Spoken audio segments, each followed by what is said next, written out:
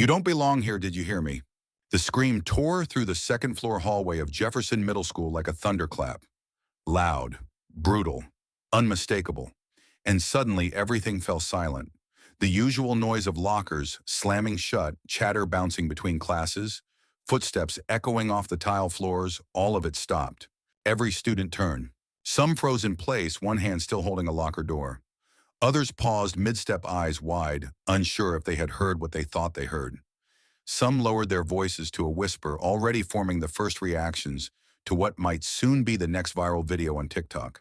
At the far end of the hall, where the fluorescent lights flickered just slightly and the early morning sunlight hadn't yet touched, three white girls stood like statues at the center of the unfolding storm. In the middle, leading them, was Madison Langley. She wore her red varsity cheer jacket over the school uniform, like a crown, her perfectly straightened blonde hair framing a face that was equal parts beautiful and dangerous. Her lips, pale pink, curled into a sneer as she pointed her finger like a dagger. Madison wasn't just any student, she was the student.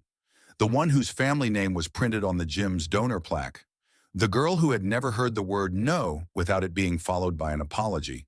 To her right stood Ashley Rhodes, her platinum hair slicked into a tight ponytail, a gold hoop glinting from each ear. She chewed gum slowly, eyes narrowed the corners of her lips, curling as if the unfolding drama bored her.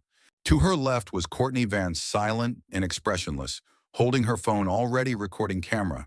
Steady angle, deliberate. She was the quiet one, the collector. Every fight, every insult, every whispered slur that could go viral started with Courtney's lens. And then there was Nia Carter, a small black girl with tightly coiled natural hair, brown skin, and an oversized book clutched to her chest. She stood across from Madison alone, yet utterly unshaken. Her white shirt was neatly tucked, her navy skirt, ironed, her backpack hung squarely on both shoulders. Her posture was still, controlled. Her gaze didn't waver. Not once. There was no fear in her stance, no flinch in her brow. Just a kind of quiet, deliberate stillness that radiated something far stronger than defiance, dignity. Madison took a step forward, her boots clicking against the tile with authority. "I told you not to walk past me like that, didn't I?" she snarled. Nia didn't move. She didn't lower her gaze, she didn't blink. Ashley scoffed and popped her gum, her voice thick with sarcasm. Must be auditioning for some feel-good Netflix drama. Smart black girl versus the world, how original. Courtney didn't speak, but her phone camera was already zoomed in.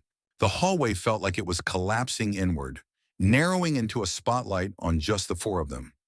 Around them, students held their breath, too afraid to move, too fascinated to look away. Nia, calm and poised, simply adjusted the grip on her books. Her fingers tapped once along the spine of a hardcover, and she slowly inhaled through her nose. She knew what was happening. She knew what Madison was trying to do. And she also knew the worst thing she could do right now was speak first. But Madison couldn't stand the silence. She hated it.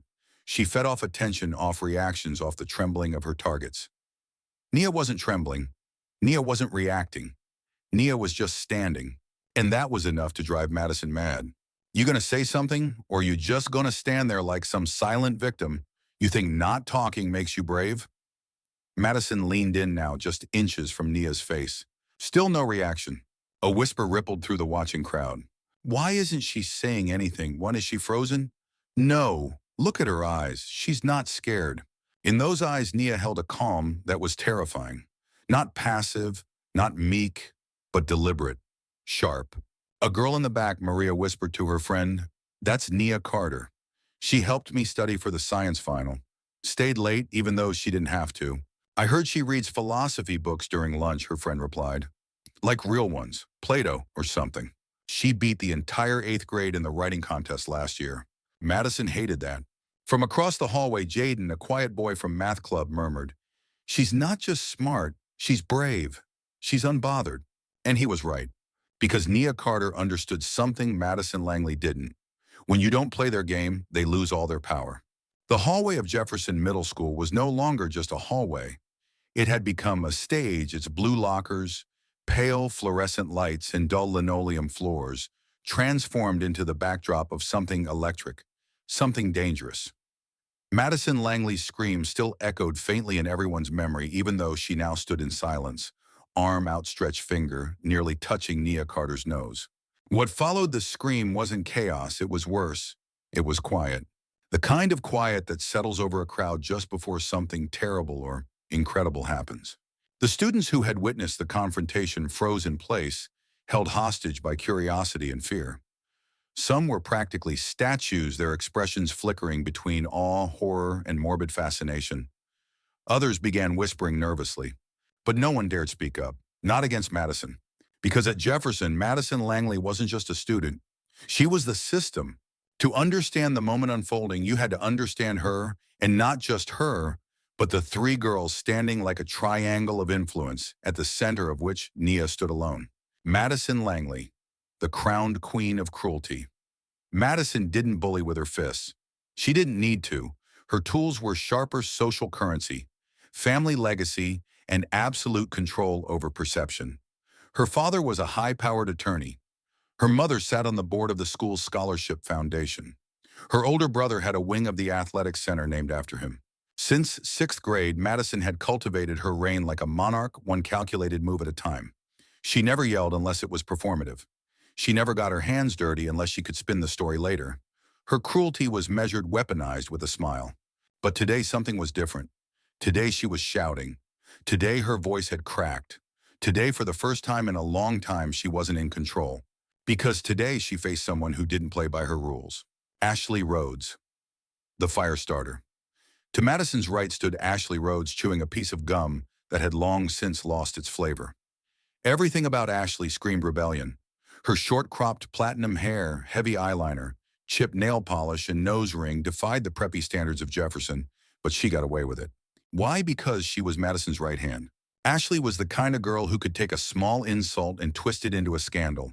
She laughed at your haircut, your shoes, your backpack, and somehow everyone laughed with her because they were too scared not to. But unlike Madison, Ashley thrived on chaos. She didn't want order, she wanted explosions. If Madison was the queen, Ashley was the executioner, delivering the blows and basking in the spectacle. As she stood next to Madison now, eyes narrowed at Nia, Ashley didn't look bored anymore. She looked hungry. Hungry for blood. Courtney Vance, the archivist of humiliation. To Madison's left stood Courtney Vance. Quiet, reserved, always watching. She rarely spoke more than a few words in public, but everyone knew what she was known for. Her camera. Courtney was the school's unofficial documentarian of destruction.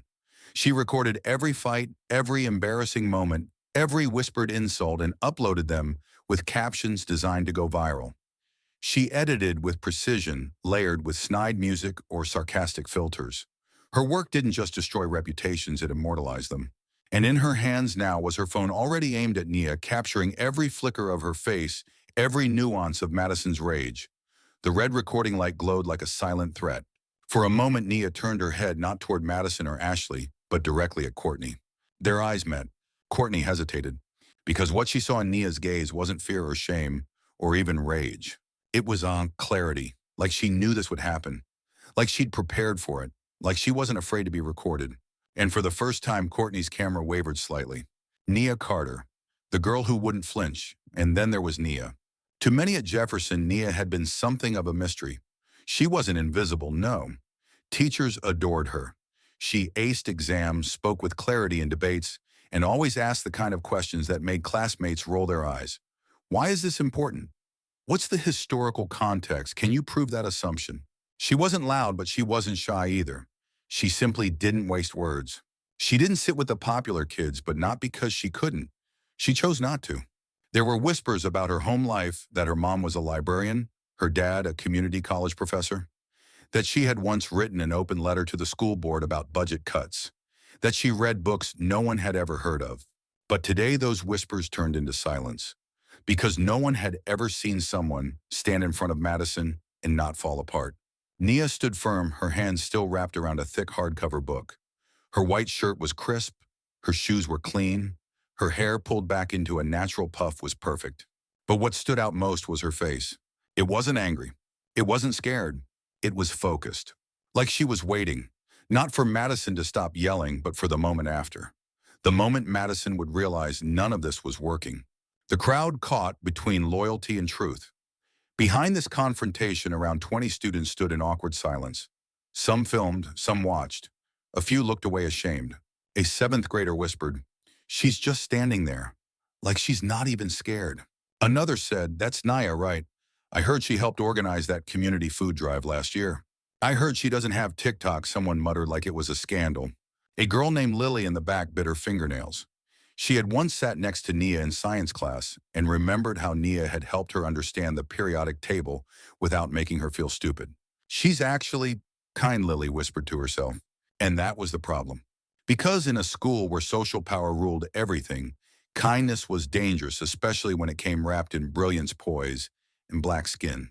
The tension was unbearable now. Madison's arm was still outstretched. Ashley had stopped chewing. Courtney's phone wobbled ever so slightly. And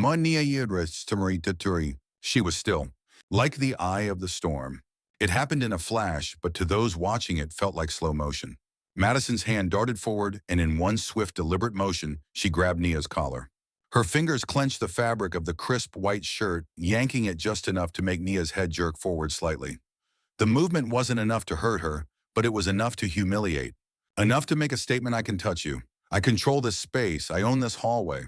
The gasp from the crowd was collective and immediate, like someone had punctured a balloon that had been swelling for too long. The sound echoed through the corridor, followed by an eerie silence. No one moved. No one said a word. Not a single adult had appeared. And even if they had, would they have stepped in? Would they have seen it the way it really was? Ashley's eyes went wide, but not with fear. She laughed, loud, sharp, mocking. "Oh, dang, Maddie." That was savage. Courtney didn't speak. Her camera was still rolling, but her expression had changed. The corner of her lips twitched, not quite a frown, but not quite satisfaction either. Something about this didn't feel right. This wasn't just a video anymore. This was a turning point. And Nia didn't flinch. She felt the pull at her collar. She felt the eyes on her. She felt the pressure mounting like thunderclouds pressing against her skin. But she stood still. The material at her collar bunched beneath Madison's fingers. Her neck stiffened slightly, but her shoulders remained square. She didn't look away. She didn't wince. She didn't raise her voice. Instead, she did something that shattered Madison's confidence more than any slap could have. She breathed. One long, slow breath, calm, intentional. Then her eyes flicked slowly across the hallway, scanning the students, the phones, the faces watching in silence. She saw Lily, the girl she once stayed after school to help with a science project, now biting her fingernail, eyes wide and glassy with guilt. She saw Jaden half hidden behind a locker door, frozen in place. She saw Courtney's camera still recording. And then she looked back at Madison, their eyes locked. And when Nia spoke, her voice was clear, controlled, undeniably powerful. "You think this makes me afraid of you?" The question hung in the air like smoke. Madison's fingers didn't let go yet, but her grip loosened. Slightly, uncertainty flashed behind her glare. "No," Nia continued, never raising her voice. "It just proves that with all your money, all your popularity, all your followers, you still need violence to feel like you matter." She tilted her head ever so slightly. "That's not power, Madison. That's desperation." Ashley stopped chewing. Courtney's camera hand faltered. And the crowd, they stirred, whispered. The energy had shifted. Someone murmured, "Yo, did you hear that?" Another voice said, "She's not even yelling." And it's hitting harder than anything Madison's ever said. Madison's jaw twitched. She was used to breaking people, used to seeing them crumble, but now she was the one unraveling, and in front of her, Nia Carter stood unshaken. In a split second of impulse, Madison ripped her hand away as if the shirt in her grip had turned to fire. Her eyes darted left then right, looking for backup, for applause, for anything to make her feel like she hadn't just lost control. But no one clapped. No one cheered. The hallway wasn't on her side anymore. And Nia, she smoothed her collar, straightened her spine, then calmly tucked the corner of her book against her hip and asked without a trace of sarcasm, "Are you done?" For a moment, the entire hallway stood in stunned silence. The kind of silence that doesn't beg for words but demands reflection. No one moved. No one spoke. Even Madison, still inches away from Nia, couldn't find her voice. The hand that had just gripped Nia's collar was now dangling awkwardly by her side, like it no longer knew what to do with itself. All eyes were on them, but the power had shifted. It was undeniable now. No matter how desperately Madison wanted to reclaim control, it had already slipped through her fingers, not with a fight, not with a scream, but with a question. Are you done? Those three words hung in the air like a verdict, not dramatic, not angry, just final. Madison blinked. Her mouth opened, then closed. She glanced at Ashley, hoping for backup. But Ashley, usually so quick with a laugh, was no longer smiling. Her gum chewing had stopped. Her brow was furrowed, her eyes darting between Nia and Madison, like she wasn't sure whose side she was supposed to be on anymore. Courtney, who had recorded the whole thing, slowly lowered her phone. And around them, whispers began to spread, quiet but cutting. Yo, she shut Madison down. I've never seen Maddie speechless like that. Did you see how calm Nia was? She didn't even yell. From behind the lockers, from around the corners, from the students who had been silently watching the reign of Madison Langley for years, a new energy began to pulse through the crowd. Respect. Not just for what Nia had said, but for how she said it. She had faced the most powerful girl in school and didn't flinch, didn't cry, didn't explode. She had stood her ground with poise, intelligence, and absolute control, and in doing so, she had exposed how hollow Madison's power really was. Nia stepped to the side just one step and calmly resumed her path down the hallway. She didn't rush. She didn't look back. She simply walked, head held high, her book still tucked under one arm. And as she moved, the crowd naturally made way for her. Like the parting of the sea. It wasn't theatrical. It wasn't forced. It was instinctive. Because in that moment, Nia had become more than just a girl who stood up for herself. She had become a symbol of something far bigger. Behind her, the collapse began. Madison stood frozen in place. For the first time, she didn't know what to say. She felt her face burning, not with righteous anger, but with shame, with disbelief, with loss. This wasn't how it was supposed to go. She was supposed to dominate, to make Nia cry, to break her like she'd broken so many others before. That had always worked. That had always been enough. But today her script had been rewritten, and she had no lines. Ashley leaned in and whispered, "What do we do now?" Madison didn't answer. Her heart was pounding in her chest. She could feel the judgment in the air. She could feel people looking at her differently, not with admiration, but with pity and worse, irrelevance. Courtney tapped her screen to stop the recording. For a brief second, she considered deleting the video, but she didn't. Not because she wanted to hurt Nia, but because she knew. This wasn't a video of a girl being humiliated. This was the footage of an empire falling, and everyone needed to see it. Elsewhere, a spark had been lit. Lily, standing with her backpack hugged tightly to her chest, watched Nia walk away.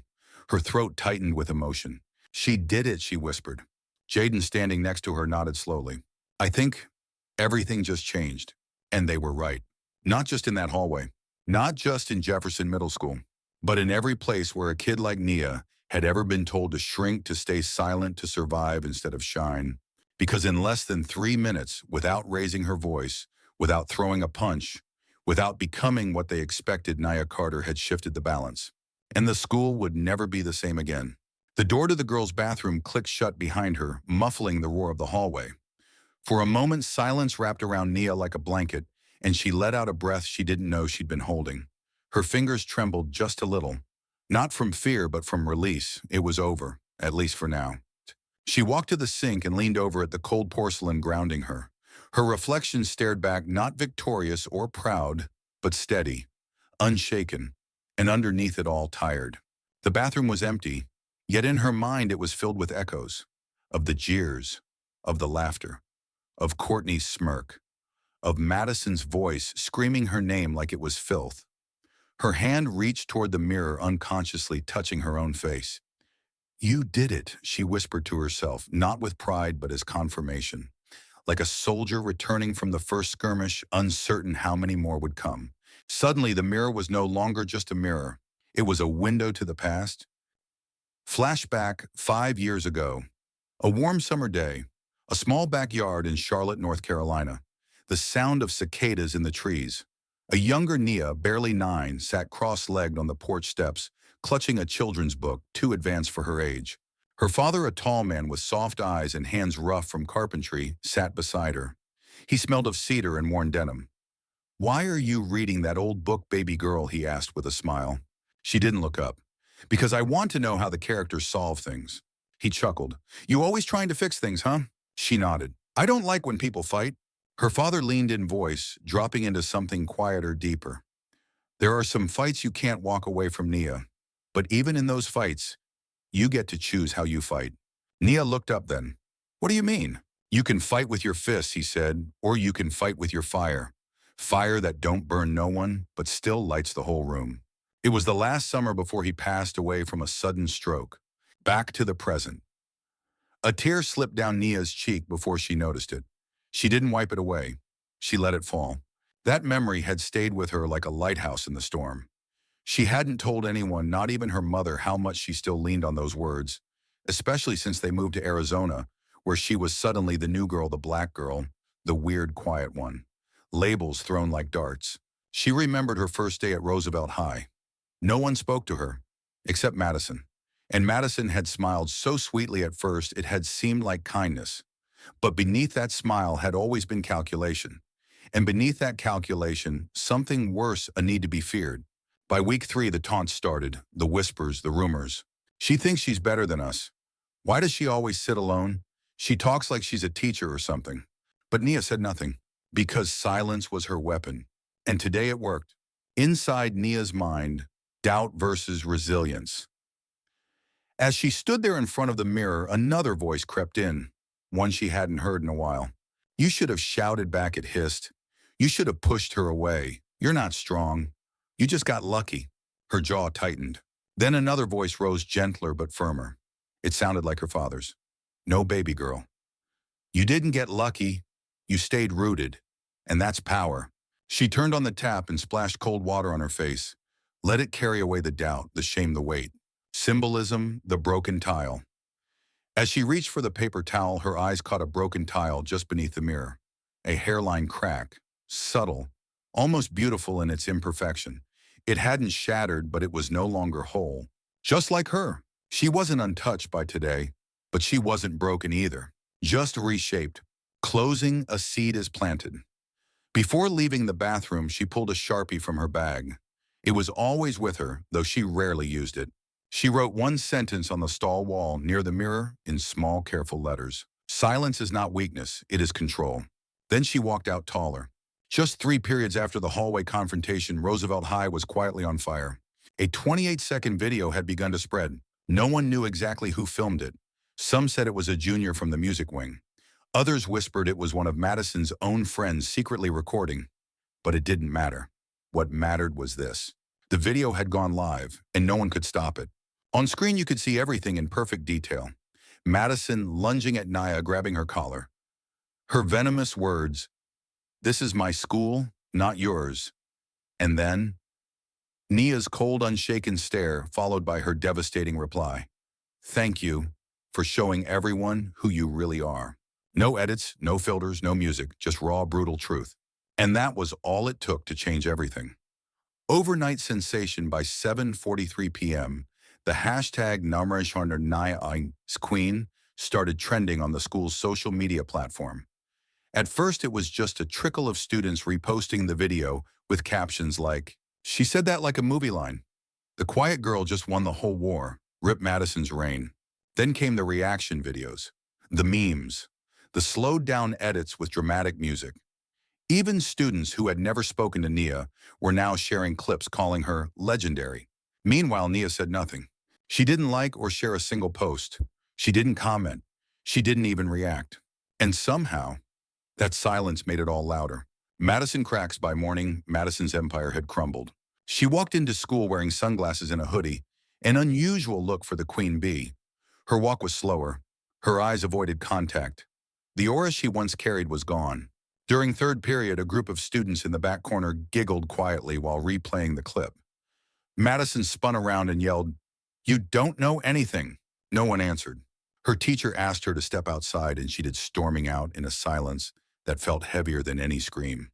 In that moment, on the same hallway she once ruled like a queen, Madison felt it.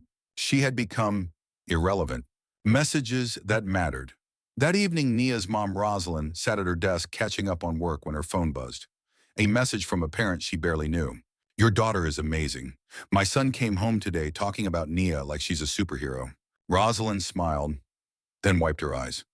For the first time since they moved to Arizona, her daughter's name was finally being spoken with respect. A seed was planted somewhere else in the city. A ninth-grade girl watched the video in her bedroom, eyes wide and heart racing. She turned to her older sister and whispered, "I won't stay quiet anymore.